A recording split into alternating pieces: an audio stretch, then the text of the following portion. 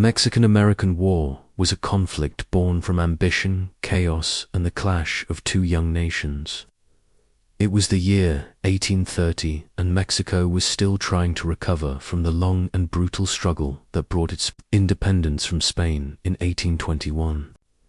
That revolution lasted more than a decade, and by the time victory was secured, the new country was fragile, disorganized, and weighed down by uncertainty. Looking at the map of that era, we see a Mexico far larger than the one we know today, stretching across immense territories and ranking among the biggest nations in the world. Yet despite its vast size, Mexico had little stability or unity. The revolutionary leaders had no real plan for governance after independence, and the years that followed were marked by constant internal conflicts and fights for control. The treasury was empty, and Mexico found itself with nearly no resources to manage a territory of 4.5 million square kilometers. It faced not only internal rebellions, but also the looming threat of Spanish attempts to reclaim the land from their base in Cuba. The new republic was plagued by instability and woefully unprepared for international conflict. This weakness would prove disastrous when war with the United States erupted just 2 decades later. In 1846, the United States, by contrast, was expanding rapidly. In the years after its own independence, the country pushed deeper into Native American territories and added enormous lands, such as the Louisiana Territory purchased from France. This hunger for land and growth soon collided with Mexico's troubles. The most volatile flashpoint was Texas. Due to the weakness of the Mexican government, several regions sought to break away. Texas won its independence from Mexico in 1836. The United States at first declined to incorporate Texas, largely because the northern states opposed adding another slave state to the Union. Mexico, meanwhile, warned that any attempt to annex Texas would mean war, as they still considered it part of their sovereign territory. But this situation shifted dramatically when James K. Polk was elected president in 1844. Polk was a firm believer in expansion and openly campaigned for the annexation of Texas as well as the reoccupation of Oregon. He also had his eye on California, New Mexico, and the Southwest Territories. Polk first tried diplomacy, offering to purchase those lands, but Mexico refused. Undeterred, Polk moved U.S. troops into the disputed border region between the Nueces River and the Rio Grande. The presence of American soldiers in what Mexico considered its territory heightened tensions and made war nearly inevitably. In December 29, 1845, Texas was officially annexed as the 28th state of the United States.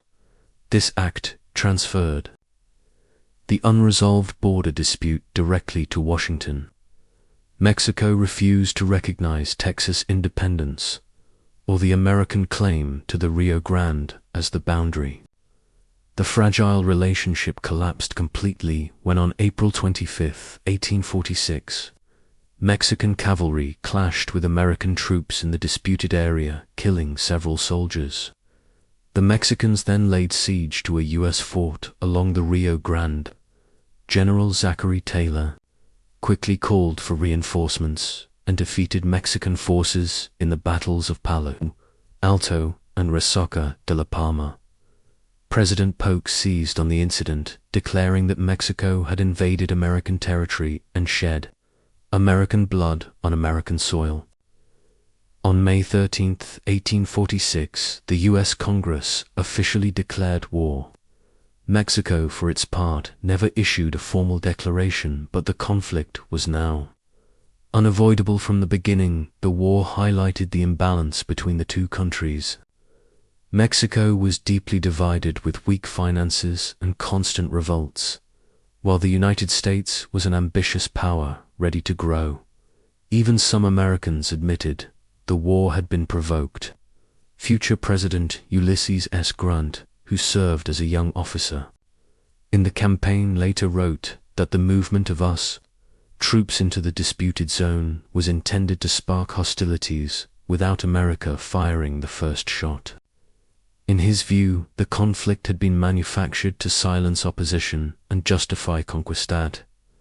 The center of Mexican politics was Antonio López de Santa Anna, one of the most controversial figures of the nation. Over his long career, he switched sides many times, supporting monarchy, republic, and revolution whenever it suited his ambitions. He held the presidency of Mexico on a dozen separate occasions across 22 years. At the start of the war, Santa Anna was in exile in Cuba, but he promised the Mexican government that he wished only to return and help defend his country with his military experience. What the leaders did not know was that he had also made a secret deal with American representatives, offering to sell territory if they allowed him safe passage.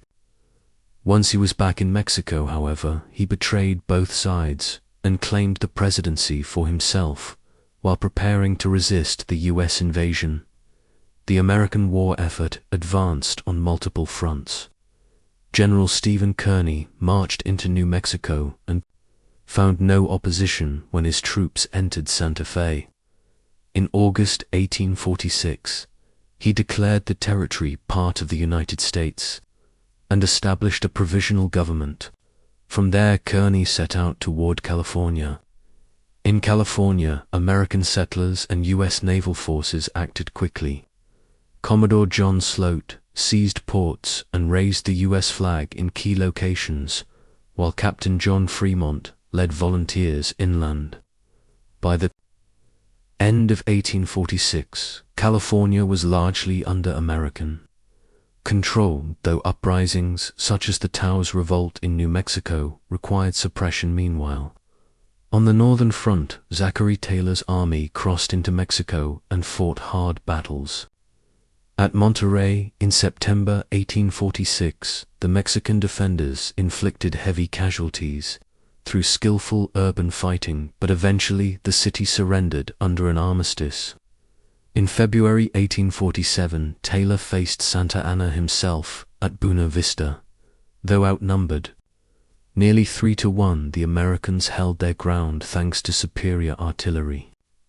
Santa Anna eventually retreated after hearing of political turmoil back in Mexico City. Many historians believe that had he pressed his advantage, the U.S. might have suffered a devastating defeat. While Taylor defended the North, the main thrust of the American invasion was entrusted to General Winfield Scott. In March 1847, Scott launched the first large-scale amphibious landing in U.S. history at Veracruz. After a heavy bombardment, the city surrendered, and Scott began his march toward the Mexican capital with 9,000 troops. At Cerro Gordo, Santa Anna attempted to block his path with 12,000 soldiers, but the Americans outflanked his positions and forced him to retreat. Scott pushed relentlessly toward Mexico City, winning successive battles at Contreras, Churubusco, Molino del Rey, and finally Chapultepec. On September 14, 1847, U.S. forces entered the capital and raised their flag. Scott became military governor of the city, and the war was effectively decided for Mexico. The campaign had been disastrous. Its armies were plagued by desertion, hunger, and poor equipment. Many soldiers were peasants with little loyalty to their generals, and they abandoned the battlefield in droves. By the time the Americans occupied Mexico City, the question in Washington was not whether to win, but how much territory to take. Some argued for annexing all of Mexico, but concerns over culture, instability, and governance prevented such an extreme step.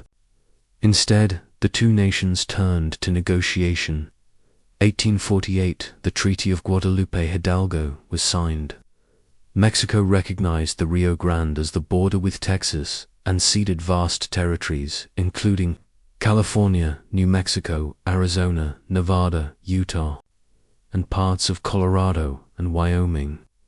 In total, the United States gained over 900,000 square miles of land, In exchange, Mexico received $15 million, a sum far below the offers once made before the war.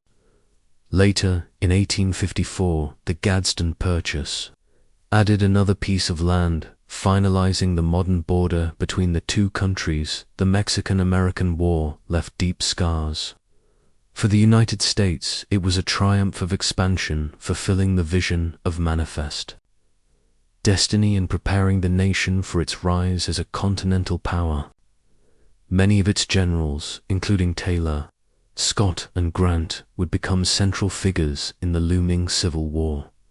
For Mexico, however, it was a national tragedy, a humiliating loss that cut its territory nearly in half and revealed the weakness of its institutions.